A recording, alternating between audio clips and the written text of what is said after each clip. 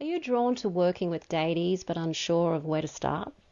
Well, many witches do struggle with this at first, not knowing which god or goddess to connect with and not knowing how to do it right.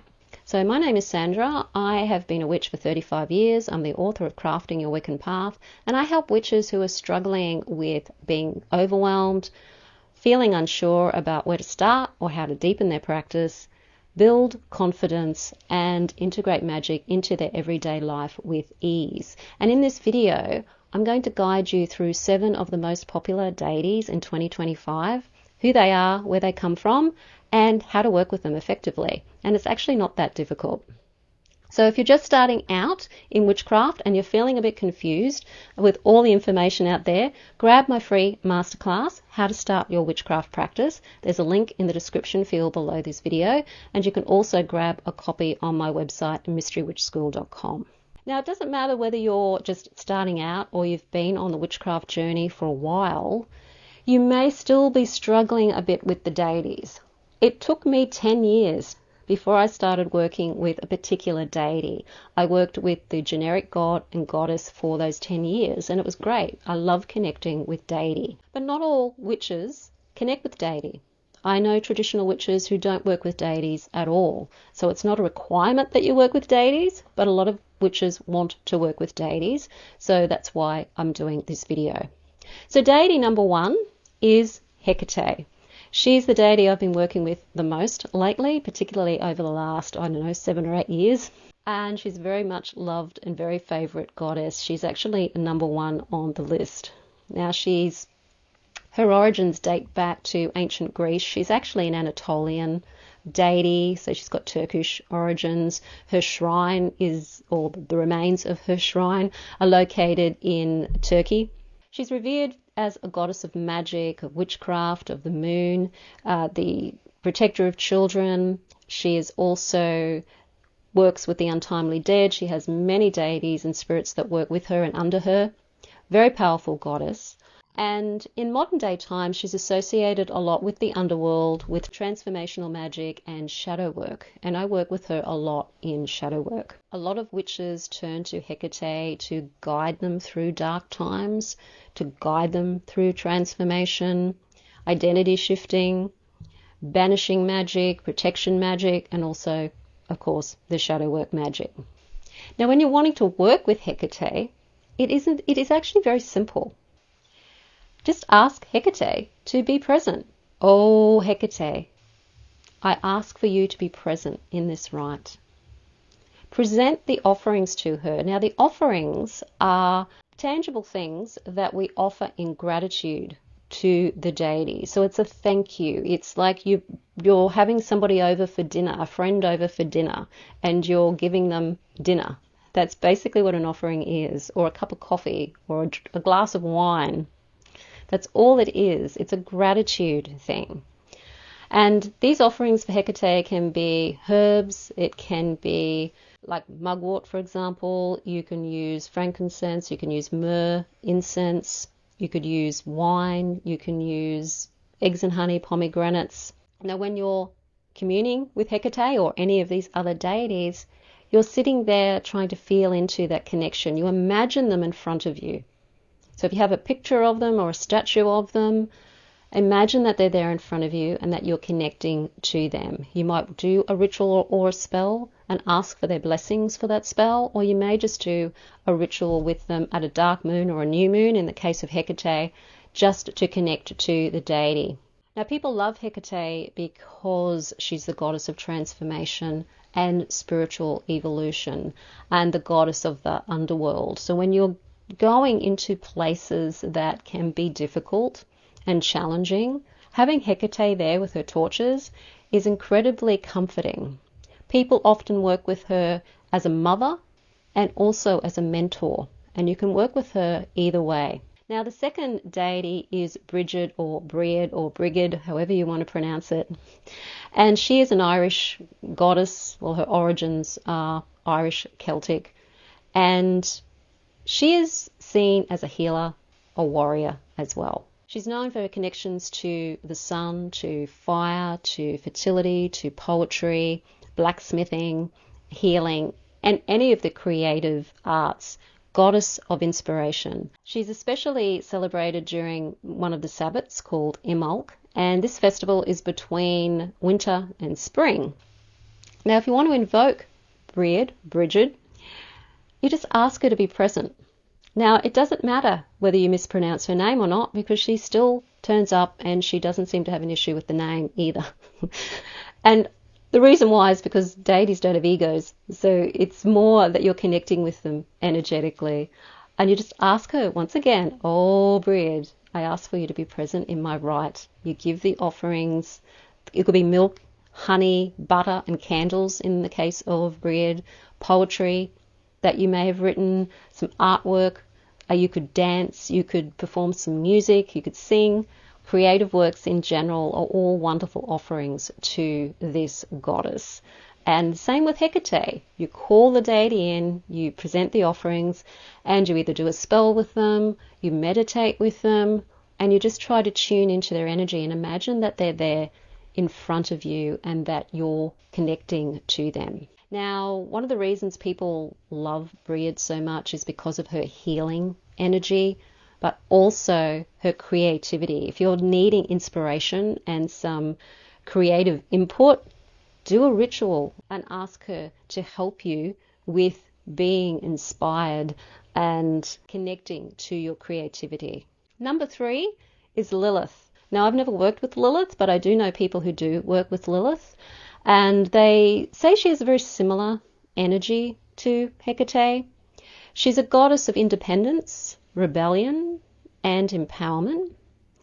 She does originate from ancient Mesopotamian mythology and probably has connections to earlier deities. She's also in very early stories of biblical stories before the Adam and Eve. It was Adam and Lilith, so there's a whole story there.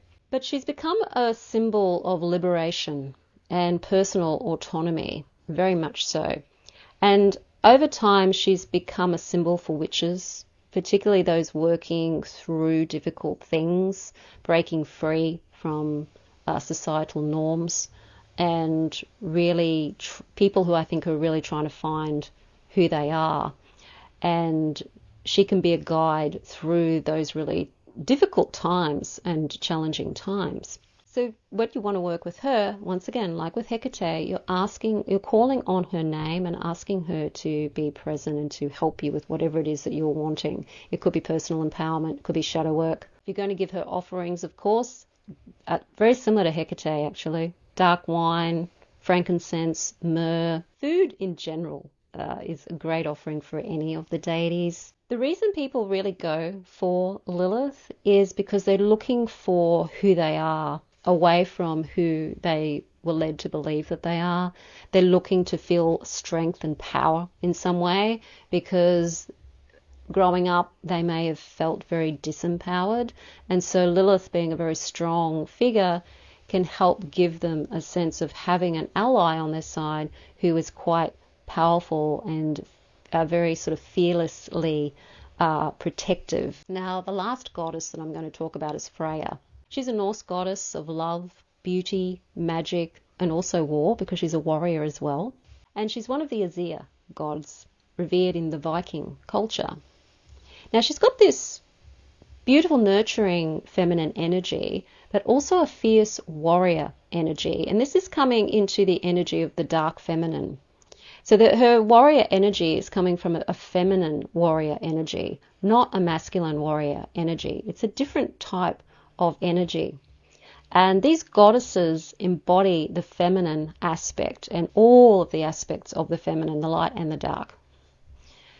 And so if you're wanting to really connect with the feminine energy without mistakenly thinking that a strong feminine energy is the same as the masculine energy, because it's not, working with the goddesses is a great way to connect with that. Because unfortunately, through feminism and the evolution of feminism, a lot of femininity, the true feminine, actually got thrown out. And we've been led to believe that we have to be like men and the masculine energy in order to be powerful or to get anywhere. And that's not the case. It's embracing our own inner masculine energy. Sure, we have to do activities that require that energy, but understanding the true power of the feminine is how we understand the feminine aspect of ourselves, whether we're male or female.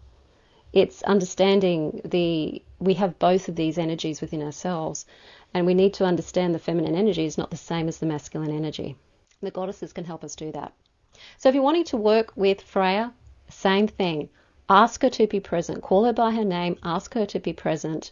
If you're wanting to work with love magic, protection magic, or just to become more confident in your own magic, she's a great deity to work with. We worked with her in my first coven for a while. She was one of the coven deities that we worked with.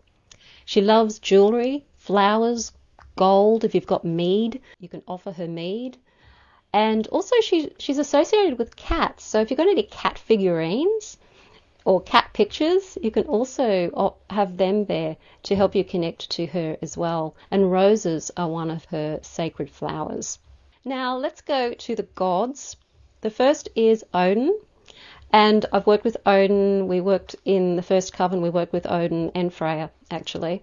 So he's a wonderful god to work with. My nephew has got a really strong connection to Odin. And he's the Allfather god in Norse mythology. He was honoured for his wisdom, his magical knowledge, and his connection, of course, to the runes. If you're seeking truth, you're seeking understanding about something, he's a great deity to work with there. Now, if you're wanting to work with Odin, once again, it's about invoking the deity and asking them to be present. You would probably work with him for pretty much anything, but particularly for that wisdom, the knowledge, or the guidance in magical practices, and protection as well. So offer incense to him. You can also bring the runes with you and have the runes there. You can do runic work with Odin, divination with Odin. He loves wine, meat, sacrifices of knowledge. So giving him something you found out or something you've learned, particularly about yourself, as an offering to him. You can offer him some of your journal writings. You can offer him written spells as well. Now, people love working with Odin because they can get this sense of wisdom and this connection to that wise elder within themselves. Magical studies, particularly the more theoretical side of them, and really understanding the deeper nature of magic from the more heady perspective, the divination, and the occult sciences. So he's a great deity to work with for that. The next god is Hades. Now, Hades is the god of the underworld, death and transformation, and I have not worked with him, but he does work with Hecate at times. I think the reason why people are working with him now and why he's popular now, once again, we're going through this time of transformation, and in some ways that transformation is like letting go of the old life and taking on the new life that we're wanting to take on. And when we're doing shadow work or inner work, we're really looking for that transformation. So he's become popular because of his association with change and rebirth. If you want to work with him, again, it is asking him to be present in your rites.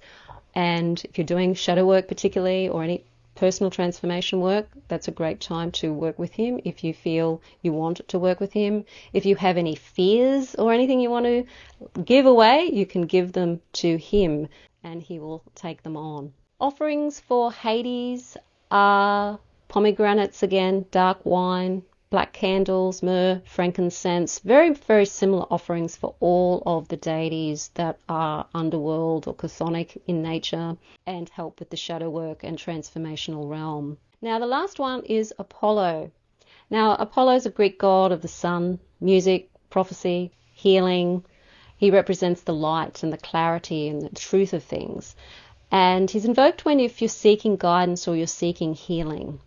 And he also represents artistic expression. So if you're an artist in any way, shape or form, you can always invoke Apollo to help you with your creativity and with your artwork. His energy is perfect for rituals to do with the sun, healing prayers for yourself or other people, and of course your own creative works. Offerings are golden offerings, honey, laurel wreaths, citrus fruits. You can also offer incense like cedarwood and lavender. And I think he's so popular, once again, because he brings clarity, he brings healing, and that creative inspiration to those who work with him. Now, I have not worked with Apollo, but once again, I know people who do and have worked with Apollo.